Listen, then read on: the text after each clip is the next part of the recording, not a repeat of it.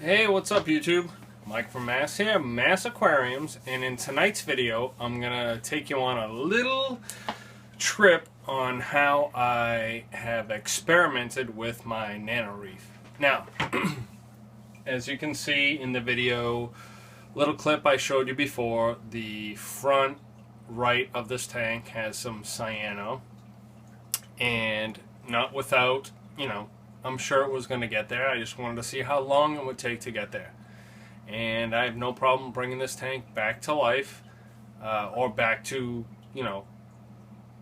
good husbandry functionality. I just wanted to see how long I could go without doing a water change. So I did some experiments. Now, I don't know if you follow my channel, but I've been running this tank for over a year. 10-gallon Nano Reef, perfect.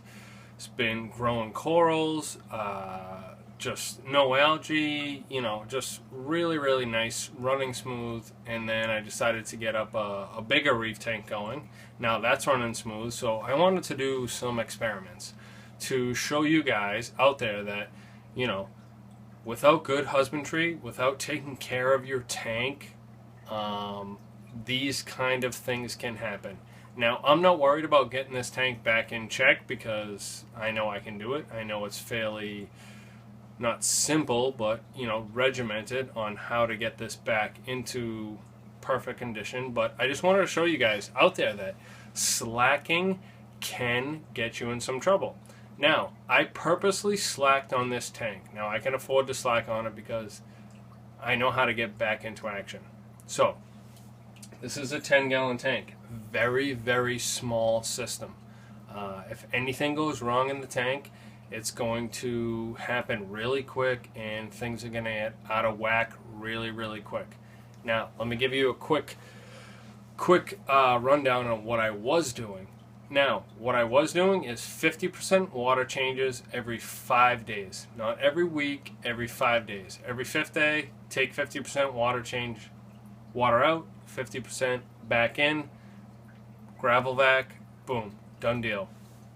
All the substrate was beautiful white, nitrates were pretty much zero, and everything is growing and perfect. So I'm like, you know what, let's try and see what I can get away with, just to show everybody, what can happen when you just let it go. Now, this isn't a complete reef crash where all your calcium and your magnesium and everything's out of whack. No, because I'm replacing it with water. This is what happens in a tiny tank when you don't do water changes.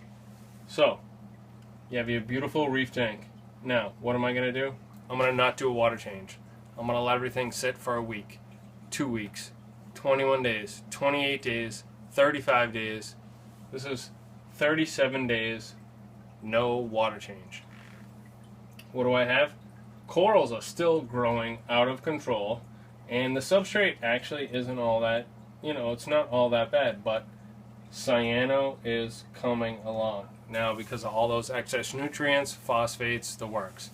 Now, when I do a water change, on my weekly water changes, it was suck out 50% of the water, change over my poly filter pad, squeeze out my sponges, make sure my ChemiPure Blue is still viable, which I do like to change out every 2 to 3 months, and that was my regimen. So, experiment done. Over 4 weeks without a water change. Cyano starting to come. So, what am I going to do to solve it? Get back to my regimen. I'm going to start siphoning the gravel like crazy on a 5-day basis. I'm going to replace my poly filter pad every time I do a water change. Make sure my Chemi Blue is in check. And I bet you in 2 or 3 weeks you're going to see this tank right back to where it's supposed to be.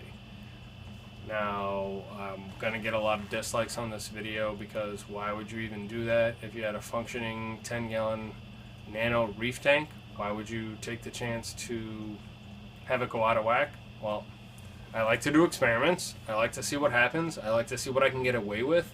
I like to see what I'm doing is worth it. So, are my 50% water changes on a 5-day basis worth it? Yes, they are.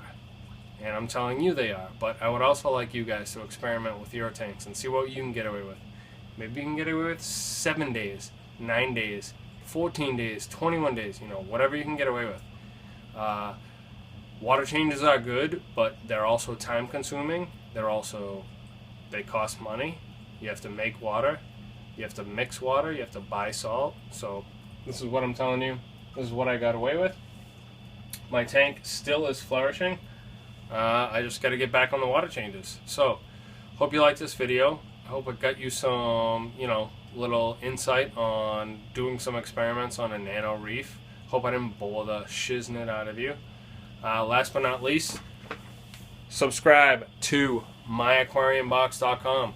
Subscription-based aquarium service made by fish keepers for fish keepers. Every month you're going to get a box to your door. Bang! Full of the latest and greatest tools, supplements, liquids, gadgets, foods. Hit the link down below. Subscribe. You're going to love it. I'm out.